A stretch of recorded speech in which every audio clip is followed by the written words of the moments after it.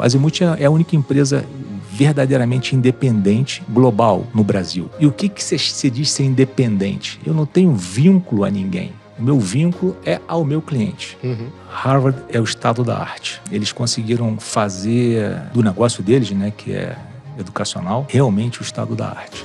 É impressionante, não tem um minuto ali dentro que você desperdice. Cada pessoa, cada colega que eu fiz ali dentro, com cada pessoa que eu parei para conversar, eu aprendi alguma coisa. Uma das coisas que eu tirei ali de Harvard é que estratégia são pessoas. Então não adianta você ter um business plan fantástico no papel e você não tenha pessoas para executá-las. E não adianta você ter uma ou duas pessoas que tenham a vontade de ir numa determinada direção se o conjunto das pessoas não querem fazer a mesma coisa com você. Fala pessoal, tudo bem? Mais um convidado aqui de impacto. E a ideia hoje é muito falar de carreira, de educação e também de trajetória consistente, né? Seja bem-vindo, Wilson Barcelos.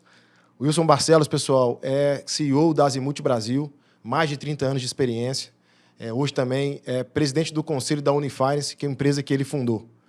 O Wilson é economista, tem dois MBAs, né, em Harvard. E eu quero até começar, Wilson, depois que você se apresentar, te perguntando um pouquinho dessa trajetória educacional. Mas, por favor, conta pra gente um pouquinho quem é o Wilson.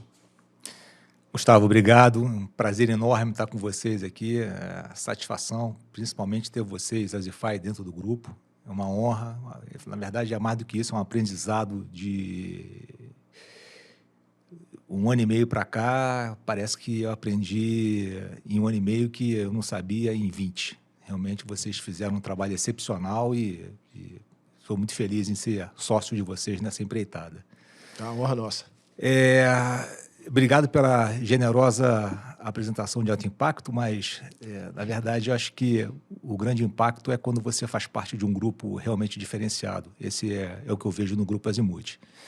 E eu posso dizer isso exatamente por como você começou, né? Você falou, são 30 anos de carreira, mais de 30 anos de carreira. E, fato, o tempo passa rápido e a gente, olhando para trás, a gente se recorda de tudo muita coisa que a gente viveu e como foi, como o Brasil é diferente, como o mundo é diferente, como as instituições são diferentes. Verdade. Acho que essa é uma coisa que fica muito na nossa certeza, de que o amanhã será diferente também.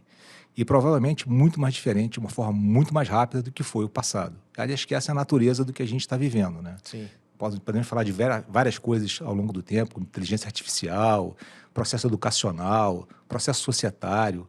Hoje em dia as coisas são extremamente dinâmicas ao longo do tempo.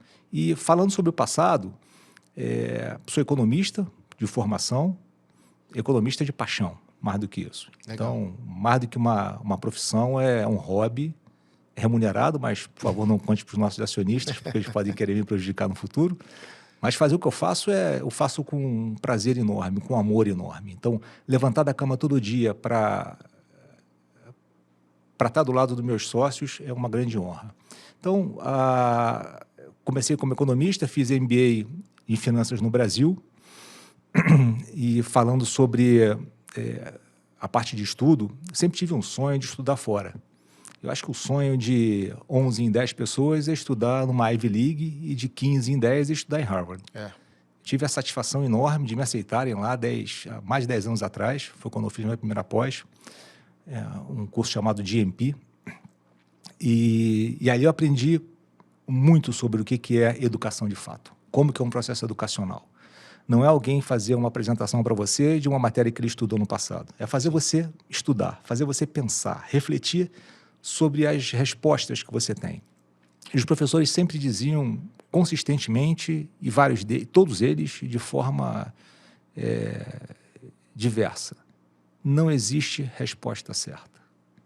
Não existe. Você tem que encontrar a resposta que melhor se adapta àquela situação, a você, ao momento, e é um futuro que é completamente incerto. Sim. Então, isso é muito interessante. Harvard te faz pensar.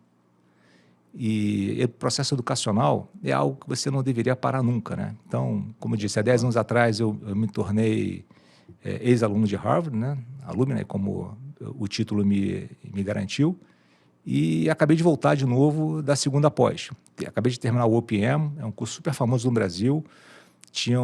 Para minha satisfação, era uma turma de 140 pessoas, eram 23 brasileiros. Acabou que terminamos com 12 brasileiros dentro dessa minha turma, outros 12, 13 foram se dispersando ao longo do tempo, 11 no caso, dispersando ao longo do tempo. Mas a satisfação enorme ter convivido com pessoas de tantos países, tanta diversidade intelectual, experiências de vida, tantos brasileiros e todos com um único objetivo: se transformar em uma pessoa melhor amanhã, pautado no aprendizado, na educação, no ensino. E isso você fez com uma turma de excelência, né? Sim. Cada aula ali, Gustavo, impressionante. Eu imagino o impacto, né? Cada aula era, isso sim, verdadeiramente impactante. Você tem toda a razão, impactante. E os professores conseguiam tirar da gente o que a gente tinha de melhor. E eles tiravam deles cada vez mais o que eles tinham de melhor também. Então, isso é uma combinação muito poderosa.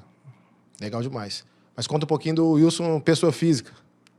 Você falou economista, pelo sotaque. Carioca. Carioca.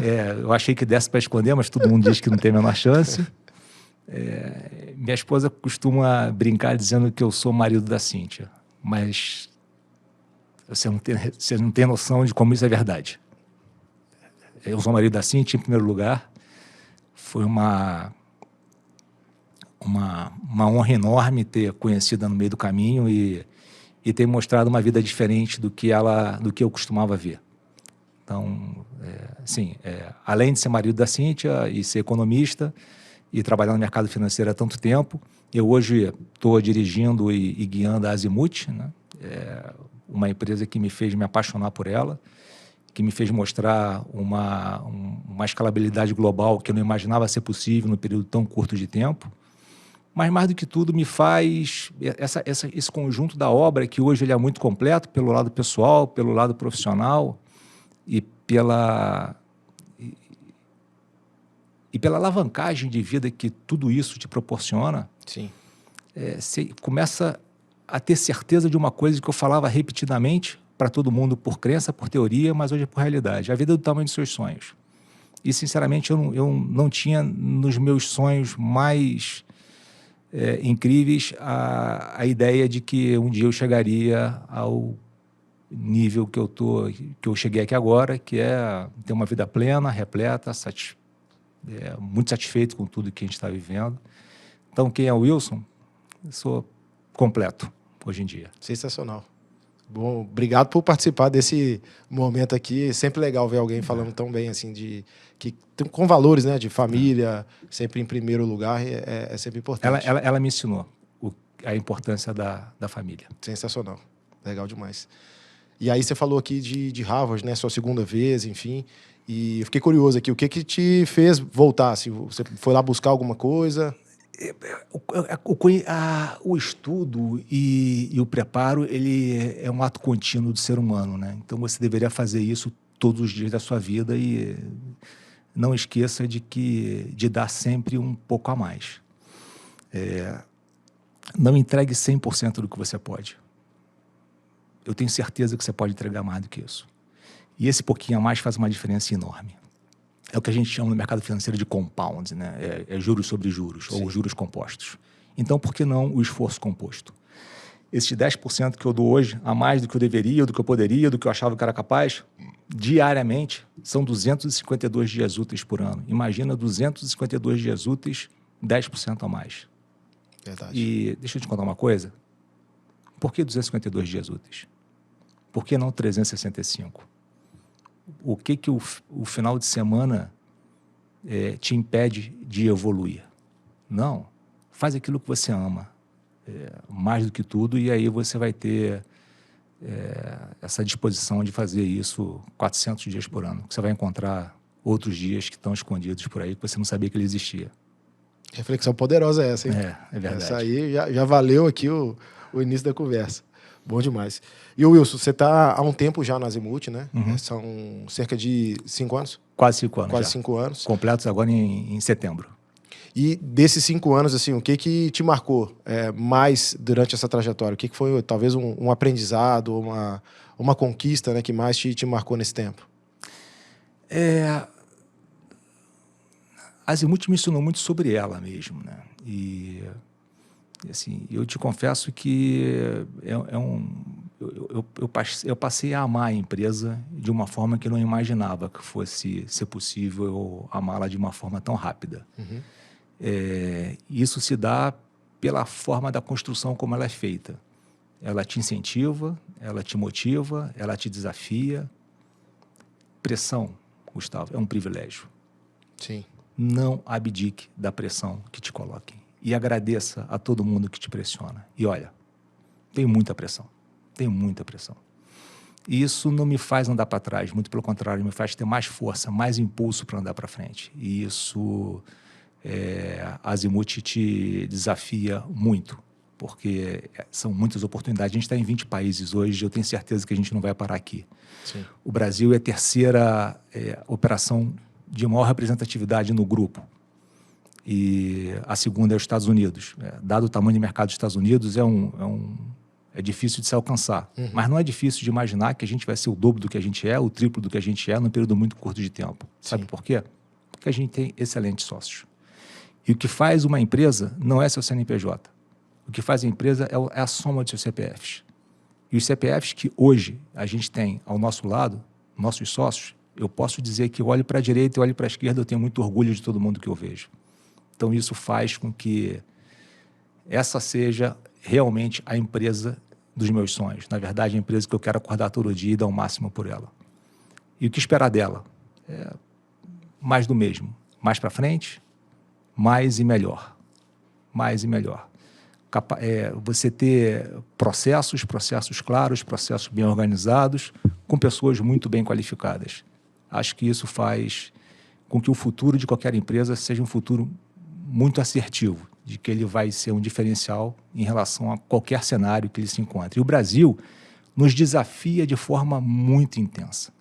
A macroeconomia que a gente vive, ela é extremamente instável, e é instável desde sempre. Eu já nasci numa economia instável e acho que eu vou até os últimos dias da minha vida passar por uma economia também instável. É risco? Enorme. Sim. Mas uma enorme oportunidade. Muito mais do que risco, eu enxergo oportunidade. Eu tenho certeza de que essas oscilações vão fazer com que gerem uma enormidade de oportunidades que a gente não vai deixar passar. Verdade. Onde tem mais dificuldade, mais risco, né? Com certeza mais oportunidade. Mais oportunidade.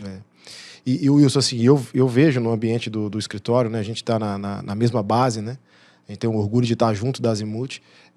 E às vezes eu sento em determinadas mesas e fico escutando o seu time, né, que faz ali toda a parte de gestão das carteiras, dando aquela consultoria ali para os clientes, né? E esse, de fato, é o grande diferencial da Azimuth, porque o nível de profundidade que eu escuto, eu confesso que eu nunca vi em nenhuma outra empresa de gestão de patrimônio. Escolhidos a dedo. E eu acho que tive muita sorte nesse processo, porque as coisas foram se encaixando ao longo do tempo. A primeira pessoa de grande impacto que eu trouxe foi um grande amigo, um professor de economia, que me ensina economia há 20 anos. Ele foi economista-chefe do Opportunity, na empresa que a gente trabalhava junto, e foi... Desde então, eu aprendo economia todos os dias com ele. PhD, foi professor da PUC, professor da área macro, tanto da graduação quanto da pós-graduação do INSPER.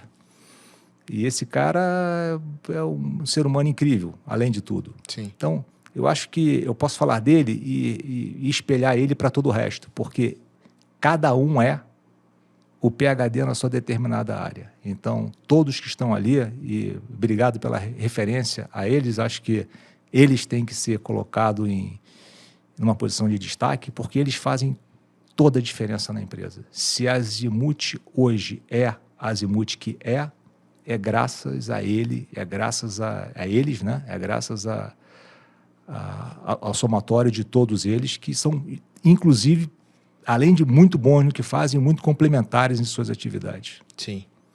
Dá para ver isso claramente assim, no nível de não só de maturidade, conhecimento, experiência do time, né? Então, isso eu acho que é o DNA da Azimuth que chega até o cliente, né? A gente vê um relacionamento forte, os clientes com bastante confiança, né, no que é direcionado, muito por conta desse currículo extenso e de muita experiência do time, né? E é o mínimo, Gustavo. Assim, alguém está depositando na Azimuth o somatório daquilo que ele conseguiu conquistar, ou amealhar ao longo do tempo, ou então que ele vem passando de geração para geração. Seria uma irresponsabilidade intelectual enorme de quem está à frente disso, não ter uma responsabilidade, se isentar da responsabilidade de que ele de fato possui. Sim. Você pode modificar a vida de pessoas para o lado positivo, e é o que a gente tem feito ao longo do tempo, com bastante consistência, mas também um deslize, uma falta de atenção, ou ter uma atitude não condizente com aquilo que o mercado nos desafia, pode trazer um resultado extremamente negativo e ser danoso para gerações futuras de uma determinada família. E isso, dentro do grupo, errar faz parte, pecar por negligência, em hipótese nenhuma. Sim. Isso é inadmissível. Assim, erro faz parte do jogo. A gente erra e acerta o tempo inteiro. Mas você não poderia ser negligente e não colocar pessoas de extrema capacidade para estar enfrentando os desafios do dia a dia. Não, sensacional. E até em cima disso que você trouxe, Wilson, eu queria te perguntar, assim, a Azimuth, ela personaliza muito também, né, o atendimento e a gestão ali das carteiras, né? Você acredita que essa é a grande fortaleza, assim, também, de ter a dinâmica da gestão do portfólio, ela não é um one size fits all, né? Ela é, de fato, ali personalizada para cada cliente. É isso mesmo, né? Definitivamente, né? Cada cliente tem suas determinadas características e demandas e necessidades, e você tem que estar adequado a elas e não tentar fazer uma coisa de forma macro para todo mundo e todo mundo seguir apenas uma direção. Bem, mas o que eu poderia falar sobre isso, Gustavo, é que é natural dentro de um mercado de wealth management, né, de gestão de patrimônio, você dizer que cada cliente ele é único. Uhum.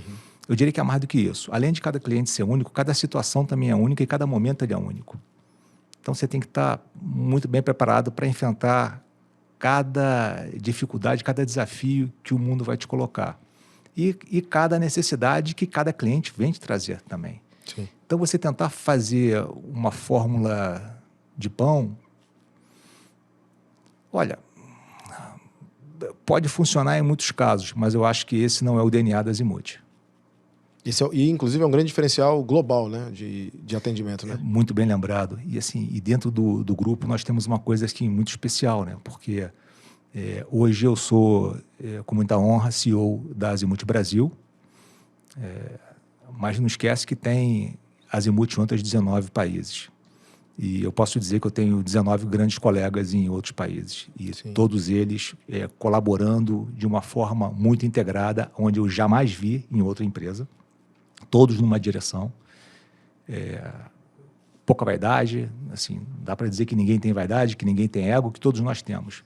Mas eu posso dizer que isso não se sobressai dentro da empresa e todos contribuem enormemente. Hoje, você, cliente, pode ter certeza que você está numa empresa global, onde você tem a contribuição de todos os países numa única busca pela melhor resposta para aquele momento para o cliente.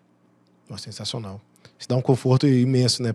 Não só para quem está no grupo, mas também para quem é atendido pelo grupo, né? E para quem está dirigindo o grupo, né? Porque eu sei que eu não tenho apenas 15 portfólios, portfólio managers ou analistas dentro do grupo. Eu tenho muito mais do que isso. Na verdade, são 75 espalhados pelo mundo inteiro, onde os comitês estão acontecendo de forma semanal e vários dias por semana. É uma grande contribuição. Não, legal demais. Eu queria te perguntar, assim, nesse último ano, e é o ano que eu estou mais próximo, né, aí da Azimuth e de você, né, vendo um pouco da trajetória, a Azimuth teve um crescimento, acredito eu, um dos melhores anos, né, da história da Azimuth. Também teve alguns marcos, né, principalmente alguns projetos estratégicos, alguns M&As, enfim, que a Azimuth construiu, né? E aí eu te perguntar o que você imagina daqui para frente, assim, você acha que agora é um momento de consolidação ou é um momento também de talvez analisar outras oportunidades para poder incrementar o portfólio? É um momento de consolidação da indústria como um todo. Eu acho que se a gente falar de Brasil, mas também se pode se referir ao mundo, porque somos parte dele, tamanho importa. E o que a dinâmica do Brasil hoje está vivendo e que a dinâmica do mundo está vivendo é que a globalização, por mais que você esteja num período de incerteza geopolítica, mas a globalização não tem retorno para ela não volta, é cada vez mais presente. Bem, me lembro da minha época que você, para viajar para os Estados Unidos, era uma grande questão. Hoje em dia, isso é extremamente trivial. Você ter conta fora era uma coisa muito complexa. Hoje não é complexo, hoje é necessário, é trivial e fundamental para a diversificação do seu portfólio. Né? Sim. Então, enfim, acho que é um pouco nessa direção. Assim. Azimuth, por isso, ele te ajuda bastante dentro dessa tendência, né? Assim, e ser global hoje é um grande diferencial. A Azimuth é a única empresa verdadeiramente independente global no Brasil. Sim. Porque todas as demais, que também têm características globais e global, e você olha para vários que eu respeito muito, mas são bancos na sua essência. E o que se diz ser independente? Eu não tenho vínculo a ninguém. O meu vínculo é ao meu cliente. Uhum. Eu não estou aqui para atender a produtos A, produto B ou produto C. Eu estou aqui para atender o cliente A, B e C. Né? E A, B e C não é de uma forma genérica, porque A tem um nome, B tem um nome, C tem um nome. Então, é eles que a gente está dando foco e se esforçando todos os dias.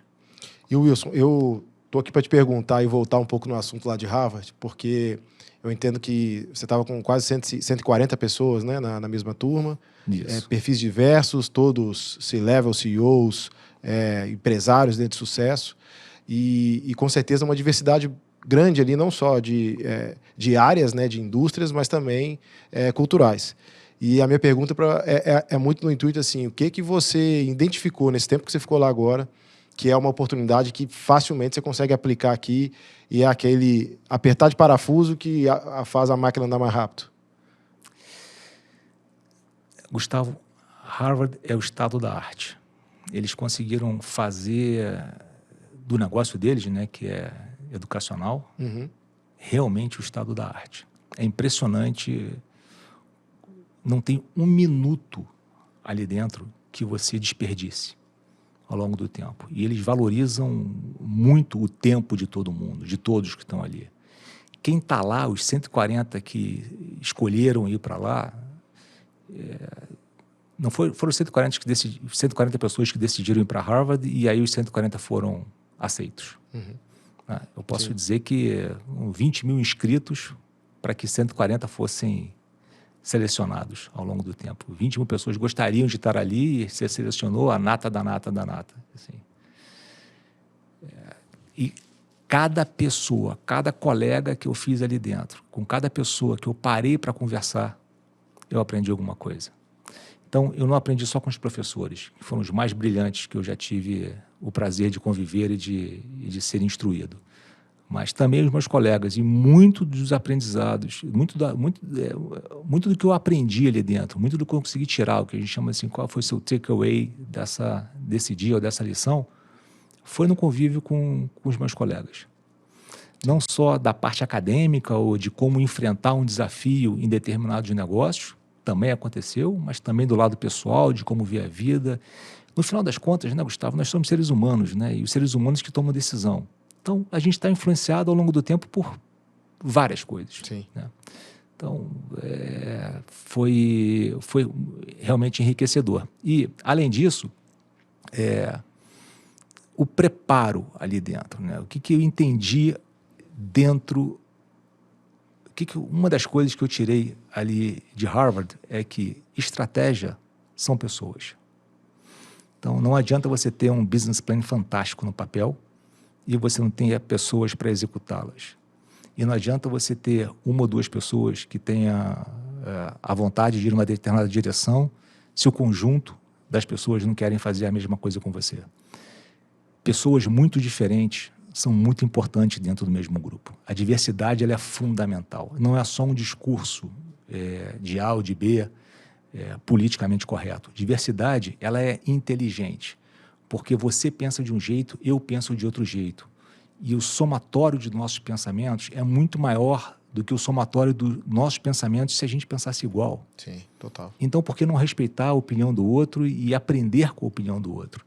E muitas vezes, quando alguém diverge da sua opinião, agradece, porque ele está te ensinando alguma coisa que você talvez não tivesse a oportunidade de aprender se você estivesse sozinho ou só olhando ou só escutando você mesmo. Então, foi isso que uma das muitas coisas que eu aprendi. Assim, se você me perguntar daqui a 5 minutos sobre, eu vou lembrar de outra coisa, mas estratégia são pessoas. Então, escolha bem as pessoas que você quer ter do seu lado, apoie elas fortemente, exija muito delas, porque, como eu disse, pressão é um privilégio. Sim. E só assim que você vai construir alguma coisa que realmente faz a diferença na vida. E estar numa mesa dessa, né? Vamos dizer que essas 140 pessoas é uma mesa, é um privilégio, primeiro, ser eleito para estar ali, né? Ser escolhido para estar ali, né? E parabéns por isso, né? Diante de tanta gente que tem interesse, né? E acho que a outra coisa a gente realmente é o ambiente que a gente está, né? Então, eu imagino que você absorveu, que você teve de insights ali, né? Que não foram poucos dias, né? Você ficou um mês imerso, certo? Não, vários meses, né? Foram 2... Essa segunda vez que eu fui, e que também dava o status de alumna, foram 2 anos e meio. 2 anos e meio. Na verdade. E em 3 tranches. A primeira vez você ficava 3 semanas. 3 semanas, primeiro dia, último dia de aula. Uhum. Obviamente você chegava um pouco antes, tinha que sair um pouco depois, por causa dos calendários de passagem e tudo mais. Mas se fez isso por 3 vezes seguidas. E agora, você não estuda só quando você está lá. Sim. Você estuda também quando você está fora.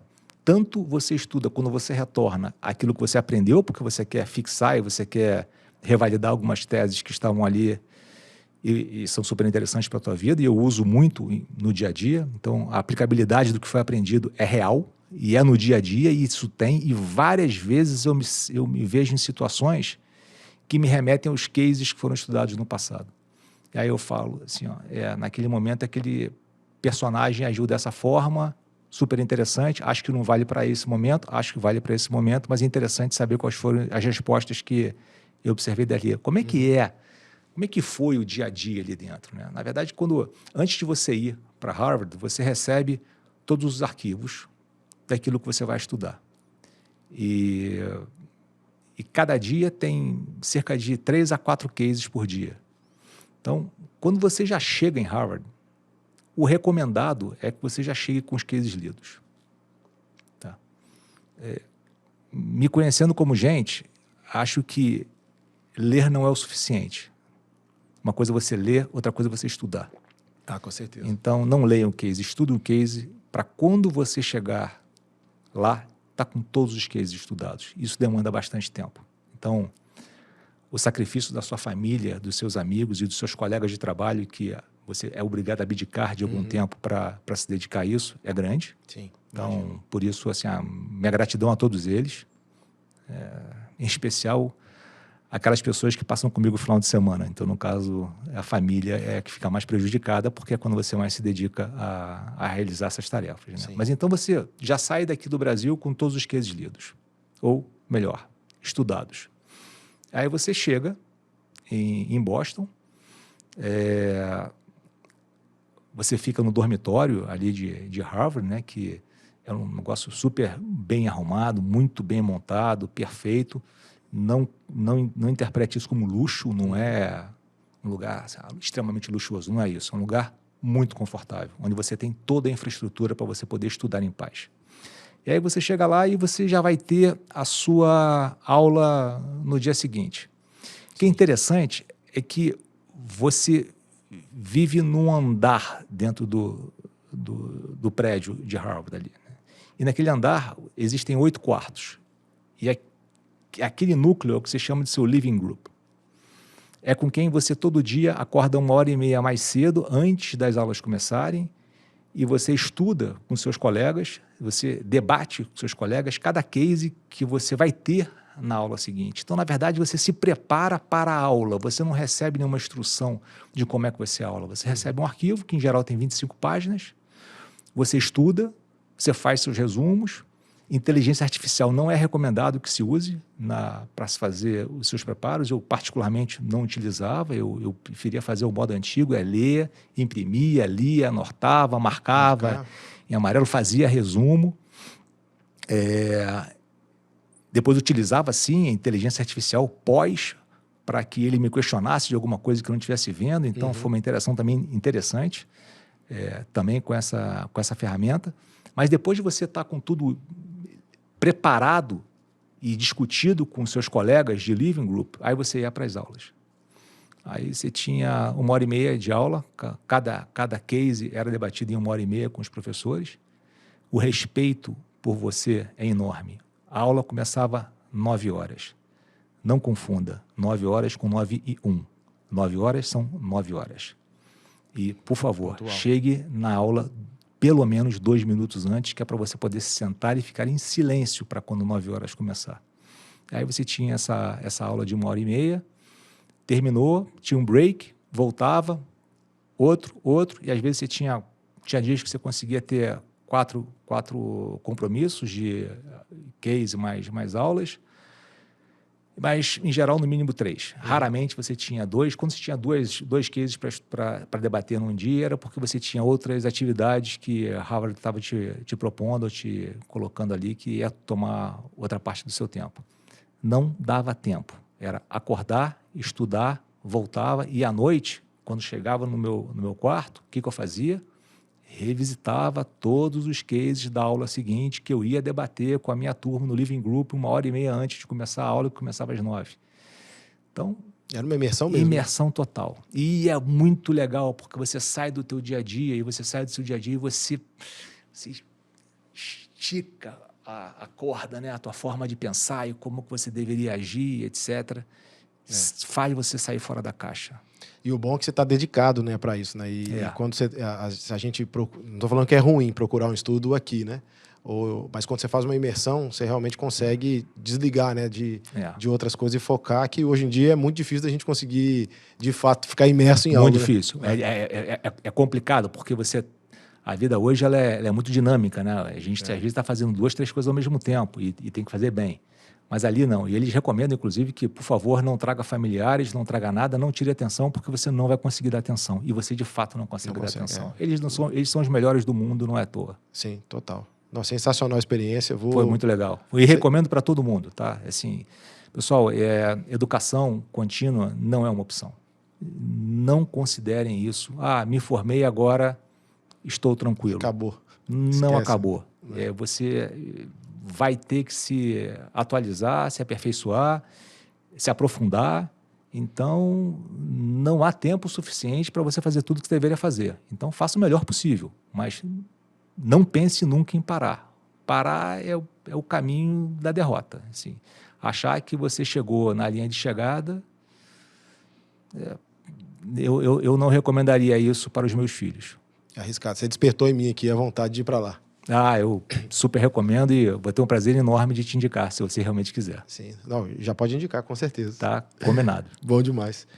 Wilson, eu queria aproveitar um pouco da sua experiência, principalmente como economista, para você trazer um pouco da sua opinião assim, sobre o panorama global, o momento que a gente está vivendo, dessa confusão de guerra, enfim, de panoramas que podem mudar, né, de fato, a economia brasileira. Sei que você não só pela sua formação, mas por te ver, né, diariamente ali acompanhando índices, né? Então, eu queria entender um pouquinho qual que é a sua visão do que a gente está vivendo agora. A única certeza que existe é que não há certeza. Não há certeza. Né? A incerteza ela é constante e acho que essa é a grande beleza da vida. Sim. Todo dia você tem que buscar uma resposta diferente para algo novo que acontece aqui na sua frente. Né? Então, mas falando sobre a situação que a gente vive geopolítica, o mundo está muito polarizado, né? Então, e não é só no Brasil, acho que o mundo inteiro está vivendo um pouco desse novo cenário. E a pergunta que se faz é o que fez essa mudança? Né? Muita gente pode dizer que a mídia social tem provocado muito essa mudança, essa polarização. Pode ser. Acho que a forma de informação que as pessoas têm recebido é diferente do que era do passado. No passado, você recebia aquele seu jornal impresso, lia o jornal, era olha que interessante, né? Quando você lê o jornal, é uma opinião, a do editorial. O que o jornal opina para você é aquela informação que você tem. E hoje em dia não existe mais isso, né? Hoje não tem mais 1, 2, 3, 4, 5 meios de comunicação que definem aquilo que será a pauta do dia. Hoje a mídia social, a diversidade de informações, o próprio meio de comunicação, YouTube e tudo mais, a quantidade de informações que tem, de opiniões diferentes, elas são enormes, né? E a proporção que tem se tomado dentro da sociedade, quando você tem suas opiniões mais fortes, elas são de uma grandiosidade, são de gigantismo claro e verdadeiro. Então, fato, assim, um meio mudou, a forma de comunicação mudou e a sociedade mudou também. Hoje o mundo está muito instável, questões macroeconômicas, questões geopolíticas, questões de dominância de poder. China vem ocupando um espaço que ele não tinha no passado. Pode falar que os Estados Unidos permitiu ou não, esse é um outro debate, mas a China hoje tem um protagonismo que não existia, que era dominado pela Rússia. Verdade. Agora, Rússia e Estados Unidos tinham suas incertezas, né? China e Estados Unidos também têm suas incertezas, e os próximos players também terão suas incertezas. Então, a única coisa garantida é que incerteza é uma certeza. Então, é bom saber que ela não desaparecerá do nosso dia a dia. E aí, quando você vem para o Brasil, você vê uma similaridade ao que está acontecendo no mundo. O povo protege o país de determinadas situações que são extremas. Acho que isso é muito favorável, muito positivo para a nação como um todo, porque você permite a continuidade daquilo que você vem fazendo no passado.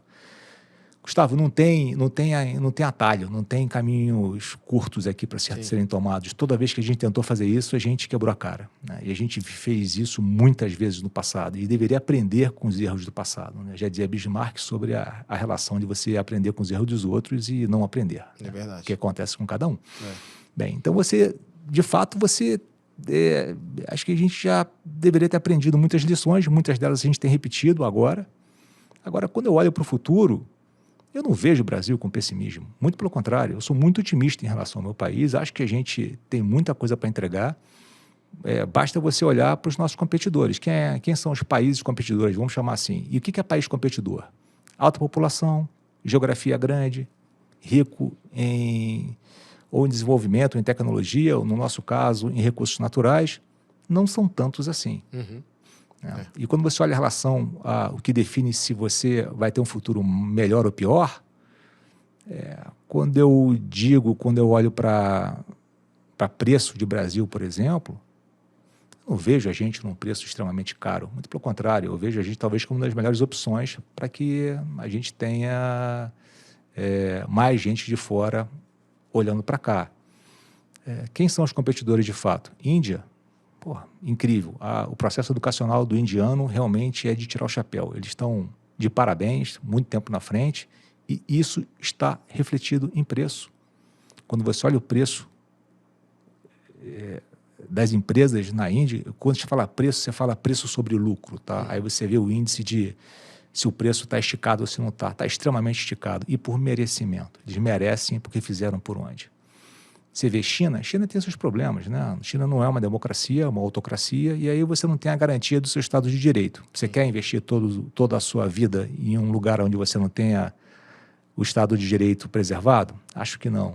Estados Unidos, todo mundo, não é que os Estados Unidos deixou de ser interessante, é muito interessante, só que todo mundo estava full alocado nos Estados Unidos, e qualquer mudança de full alocado para muito alocado é muita coisa de diferença. É muita coisa de diferença.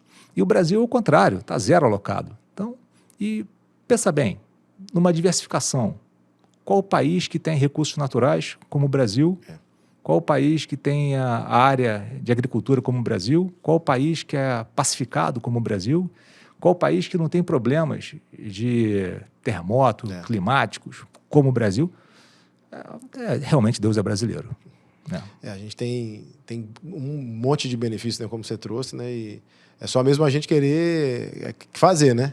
Faz o dever de casa e para de ganhar de WO. É verdade. É só fazer um pouquinho de dever de casa. E tanto faz a esquerda quanto a direita. Olha só, eu tenho aqui a minha inclinação, ela é minha, mas pouco importa, que eu não estou aqui para de defender a esquerda ou defender a direita. Eu estou aqui para defender os interesses dos meus clientes. Então, vamos falar que o primeiro mandato do governo Lula foi excepcional. Ele fez o dever de casa. Sim.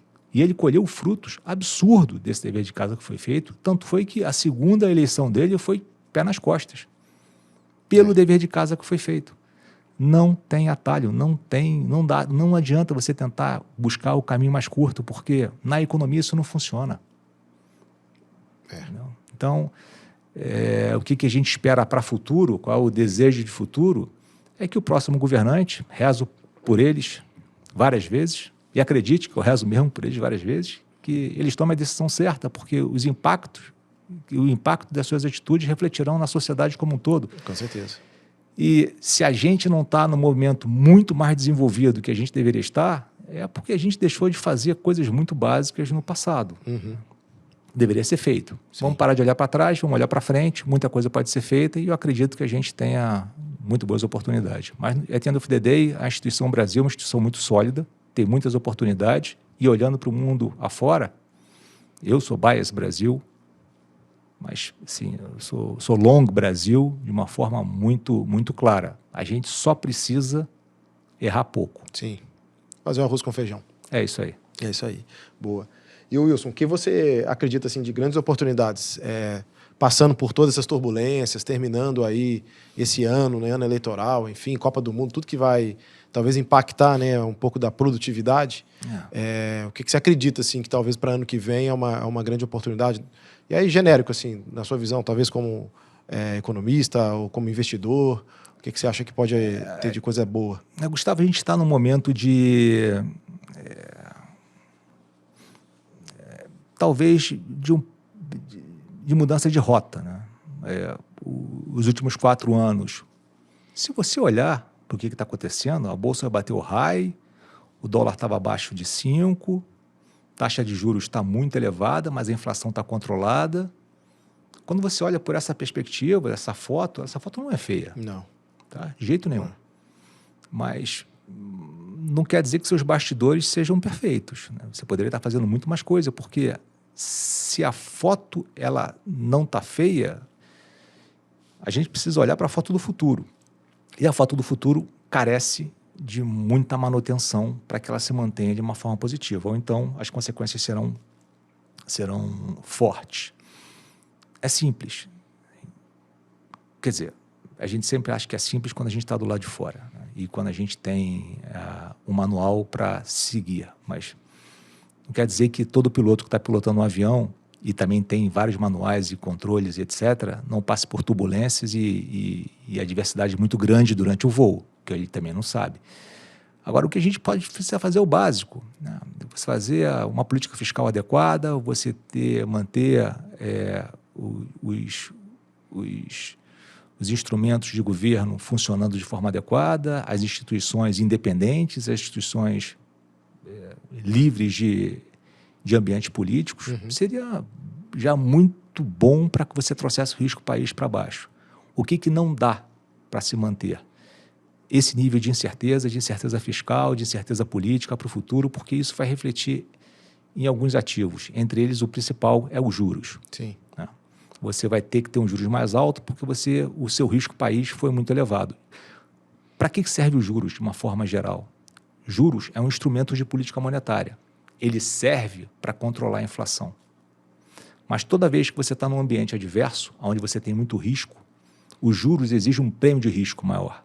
Então, muitas vezes, o tamanho dos juros que você está não é exclusivamente para que você controle a inflação. É para também que você cubra essas incertezas que se traz. Risco, a gente sabe conviver. E a gente convive com risco todos nós. Sem exceção, todos os dias. Isso você precifica a cada momento. O que é muito difícil de se precificar é incerteza. Sim. E isso tem um preço enorme a se pagar diante delas.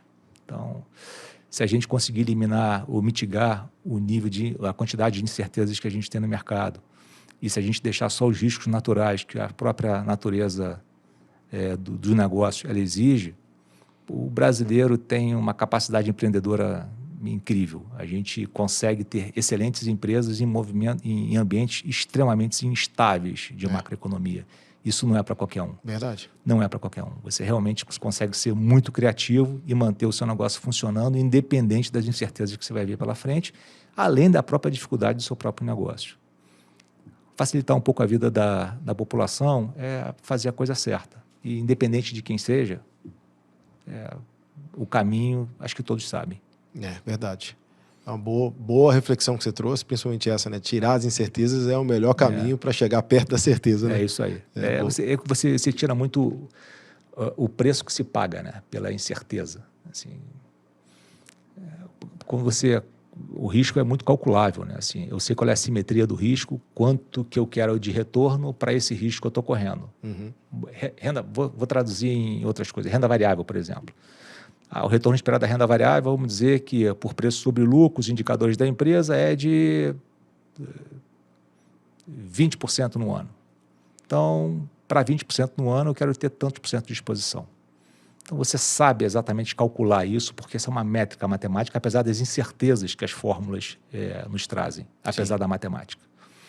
Mas quando...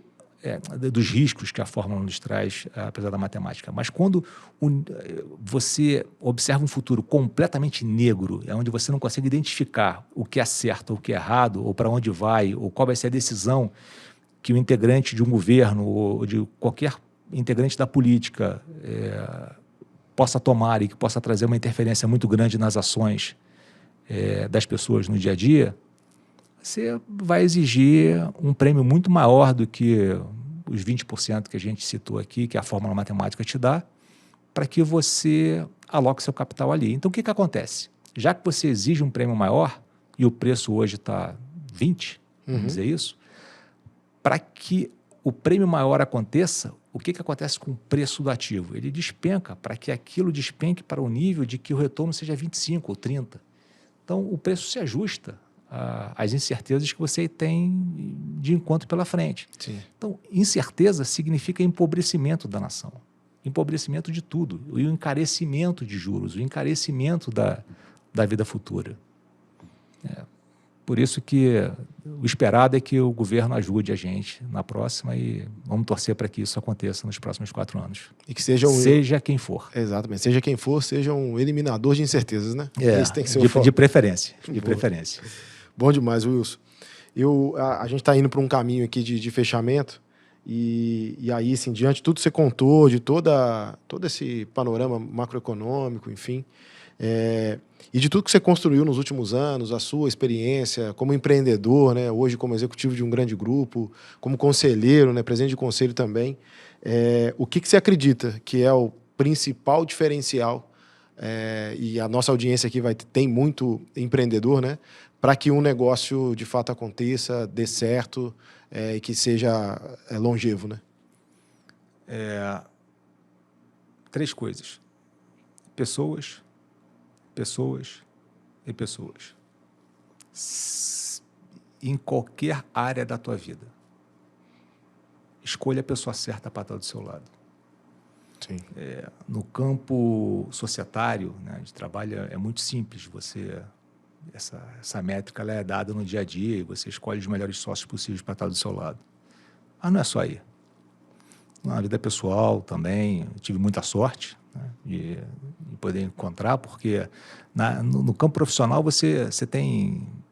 com a gente tem trabalhando ali 150 pessoas. Então eu tenho 150 opções. Uhum. Né? Sim. Na vida pessoal, pelo menos no nosso país, isso não é aceito. Né? Então a verdade. gente tem que ter... Então escolha muito bem quem está do seu lado, tanto no lado profissional quanto no lado pessoal e também no lado das amizades. Quem você escolhe que esteja com você durante um longo caminho da vida. Você vai ficando mais velho, na verdade você vai ficando mais maduro. Então você começa a selecionar de uma forma adequada não só aquilo que você quer, mas aquilo também talvez que você não tolere mais, né? Então talvez seja um processo da maturidade, de você entender que isso aqui não faz mais parte da minha vida estrutural. Uhum. Não quer dizer que você não converse com pessoas que você talvez não entenda que não seja seu amigo para a vida, né? Você tem colegas para várias coisas e amigos para... e poucos amigos para muitas coisas, ou para todas as coisas, praticamente. Então, Minha resposta para você são pessoas, pessoas, pessoas, sempre. Ache as pessoas certas, né? Que a perspectiva de dar certo é grande, né? E não esqueça que você também é uma pessoa. Então você também tem que cuidar da sua pessoa. Aí você tem várias coisas que você poderia estar olhando e que você entenda ser importante ou não, mas a importância, por exemplo, do processo educacional, a gente falou sobre Harvard, etc. Não importa se é Harvard, se é Yale, se é Stanford, se é IBMEC ou se é INSPER. De fato, você deveria, né, estar olhando para você com um processo contínuo. Cuida da sua educação mental, cuida da sua saúde mental, saúde física. Cuide de você, Sim. Porque talvez você seja a pessoa, talvez não, com certeza você é a pessoa mais importante para você na sua vida, é a que vai te acompanhar 24/7, do primeiro ao último dia. E se cerque de boas pessoas também. Sensacional. Mais uma excelente dica aqui, né? E o Wilson, o que no seu ponto de vista, assim, como o cara que direciona a Azimuth no Brasil, né? E que também é super influente, né? Para a direção global, o que você acredita que será os próximos passos da companhia ou das iniciativas que a gente tem? A gente sabe que é difícil prever, né? Com tudo que está acontecendo, o contexto macroeconômico, a IA aí, que já muda muita coisa, né? Muito cenário. A velocidade das coisas estão muito grandes, né? Mas na sua visão, assim, o que você acredita que talvez seja um próximo ponto de inflexão do grupo como um todo? Eu sou otimista com o Brasil e eu sou extremamente otimista com a Azimuth. Ninguém vai parar a gente. Eu sou muito capaz de dizer isso pelas pessoas que estão dentro do grupo, pela forma como as pessoas conduzem o próprio negócio e pela honestidade intelectual do desejo de fazer a coisa certa. E eu acho que eu vejo isso hoje na Azimuth como eu nunca vi ao longo do tempo como eu estive lá. Então, assim, a gente está com um time muito, muito bem azeitado, muito arrumado hoje em dia. E eu te disse que a Azimuth, o Brasil está entre as 3 maiores países que representam os 20 países do grupo. Mas, cara, Gustavo, assim, a gente fala assim, a vida é repleta de incerteza, né? Mas, de alguma forma, eu tenho muito pouca incerteza sobre o nosso futuro e muita certeza sobre aonde a gente vai chegar. O objetivo não é só ser o maior, mas é ser o melhor, é crescer também com qualidade. E muita gente pode estar falando assim, cara, que cara metido, né? Que realmente quer ser o maior e o melhor. Não, eu não quero ser, eu vou ser. Eu vou ser o maior e vou ser o melhor. Vou ser a melhor empresa de wealth management do Brasil e vou ser a maior empresa do Brasil. Eu tenho certeza que eu vou ser porque eu tenho certeza de que quem está com a gente está trabalhando nessa mesma direção. Sim. E a gente vai chegar lá. É uma questão de tempo. A gente começou há 4 anos atrás com um tamanho insignificante em relação aos players no Brasil. Quando eu olho para os meus competidores, por favor, não interpretem isso como uma arrogância nem como um desprezo em relação a vocês. Muito pelo contrário, vocês me fazem trabalhar muito mais do que eu trabalhei de forma natural, porque vocês são muito bons. Só que a gente vai entregar mais do que todo mundo, porque a gente está muito dedicado e está muito unido nessa direção. É um posicionamento, né? É uma certeza. É uma certeza, exatamente, com certeza. E Wilson, para fechar, queria te pedir um recado, assim, se você quisesse, de alguma forma, atingir uma grande quantidade de pessoas, assim, o que você gostaria que fosse algo escrito e embaixo escrito por Wilson Barcelos? O que seria uma mensagem que, de fato, ecoaria por aí, que impactasse as pessoas? Você me pegou, assim, de bate-pronto aqui.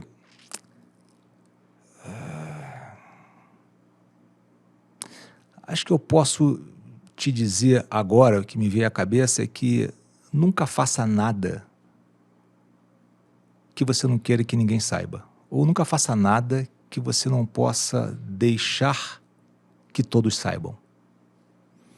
Então, o que você está fazendo, se ele pode ser apresentado para o mundo, eu acho que você está fazendo a coisa certa. E não esqueça dos seus 20% a mais, 30% a mais todo dia. Vai fazer muita diferença. Essa não é uma corrida de 100 metros, E aí também não é uma maratona. Uhum. A maratona você termina hoje em menos de 2 horas. Nossa maratona da vida ela é muito longa. Então, foco no longo prazo, olho no curto prazo, porque você não pode esquecer o que está acontecendo no dia a dia, mas foco naquilo que você... Foco é uma excelente palavra que você tem que ter dentro da tua vida, dentro daquilo que seus objetivos de que você quer conquistar, e entender que o longo prazo é onde a gente vai estar, se dedique por ele, trabalhe por ele todos os dias, resiliência, consistência. Eu acho que é um pouquinho dessa salada de tudo aqui que eu coloquei. Você perguntou uma coisa, eu acabei botando mais 10, 15. Eu te falei que ao longo do tempo eu ia lembrar e pensar de várias outras coisas, né? Tem muita coisa que não existe uma bala de prata para a vida, existe um conjunto de coisas. Acho que a gente colocou mais 5 ou 6 aqui que são bem interessantes. Wilson, queria te agradecer, cara, primeiro pelo seu tempo, né, por ter sido generoso em estar aqui com a gente, disponibilizar seu conhecimento, né, enfim, né, mais um tempo que você poderia estar com a família ou produzindo e estar aqui com a gente. De qualquer forma, é uma produção em conjunto, né, mas te agradecer por esse tempo juntos, né, por tudo que você acrescenta aí para o time Azify. Pela oportunidade, né, de estar aqui falando contigo, de ter escutado muito não só da sua experiência, né, mas também do Wilson um pouquinho fora do escritório, né? O início da conversa aqui, quando você foi falar da sua esposa, deu para ver claramente que era coração puro, né? É verdade. Exato. E quando... Bem, você falei nela, até esqueci o que eu ia dizer, mas o que eu quero dizer é que você nem precisa agradecer, porque a Azify... Eu não sei como é que vai ser o mundo no futuro, tá? Mas eu tenho certeza que ele vai ser muito mais próximo do que a Azify do que de muitas empresas que eu conheço. Vocês anteciparam muito daquilo que o mundo será. E estar dividindo esses momentos com vocês é um grande aprendizado. Agradeço vocês a oportunidade de estar aprendendo. Vocês me ensinam muito. A gente aprende muito contigo também todos os dias, como foi aqui nessa mesa, né? Wilson, tem algum lugar que a galera pode te encontrar, assim, em suas redes sociais, para quem quiser conhecer um pouquinho mais do Wilson, saber mais das suas opiniões? Com certeza. Tem o LinkedIn. Eu sou meio ruim nisso. Então... A gente deixa aqui na descrição. Eu não sei qual é. Tem no Instagram também. Eu te confesso que o Instagram ele é fechado. Eu não utilizo muito ele para público aberto. Mas... Leopoldo Couto Magalhães, 758, 14º andar. Você vai me encontrar lá mais do que em qualquer outro lugar. Isso é verdade. Que eu esteja durante o dia. Show de bola, Wilson. Obrigado mais uma vez. Pessoal, eu te agradeço. Encerramos aqui hoje. Esse bate-papo é excelente com o Wilson. Deu para trazer aqui não só insights, né, sobre a parte, né, de wealth, mas também entender da jornada empreendedora, enfim. Então, mais um AziCast entregue e até o próximo episódio. Tchau, tchau.